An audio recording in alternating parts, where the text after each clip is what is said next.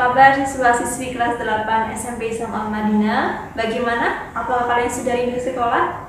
Saya yakin kalian pasti sudah rindu sekolah. Mungkin kalian rindu dengan teman-teman yang jahil, yang suka jahilin kalian, atau kalian rindu dengan teman yang suka ngajakin kalian jajan bareng, atau bahkan kalian rindu bekerja sama, kerja kelompok bareng dengan teman-teman kalian di sekolah. Kalian tetap jaga kesehatan, tetap semangat belajar, dan berdoa semoga pandemi ini segera berakhir sehingga kalian bisa kumpul di sekolah bareng teman-teman kalian, bisa belajar bareng lagi dan ketemu sama guru-guru lagi. Masih semangat belajar?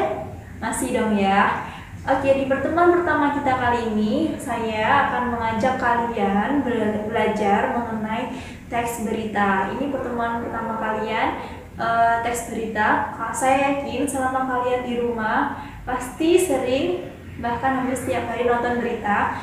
Mungkin kalian nonton berita di televisi atau kalian lihat di internet, baca berita di koran, pasti ya pernah ya. Nah, apa sih sebenarnya berita? Kalau kalian sudah pernah baca berita, terus apa sih berita itu?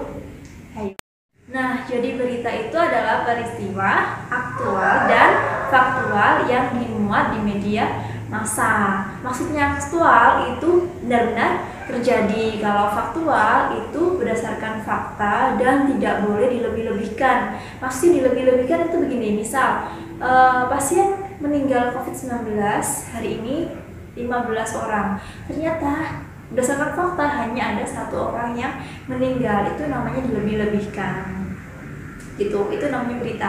Kalau teks berita, teks yang melaporkan peristiwa yang sedang atau sudah terjadi, itu teks berita. Dari pengertian, apakah kalian sudah paham?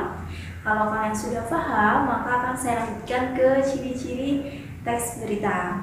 Nah, ciri-ciri berita yang pertama itu adalah berita fakta, jadi berdasarkan fakta yang diangkat menjadi teks berita. Yang kedua adalah aktual, tadi sudah dijelaskan aktual.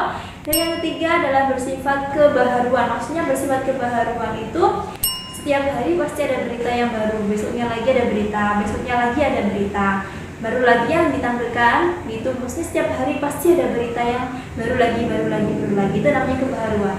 Yang keempat yaitu singkat dan padat, lengkap. Jadi maksudnya bahasa yang digunakan dalam teks berita itu harus mudah dipahami oleh masyarakat. Jadi semua informasi yang dibutuhkan oleh masyarakat itu ada di dalam teks berita itu. Gitu. Jadi lengkap. Itu ciri-ciri teks berita. Nah, demikian mengenai teks berita. Akan ada video-video lagi mengenai kaidah kebahasaan teks berita. Jangan lupa kalian tetap semangat belajar, dan wassalamualaikum warahmatullahi wabarakatuh.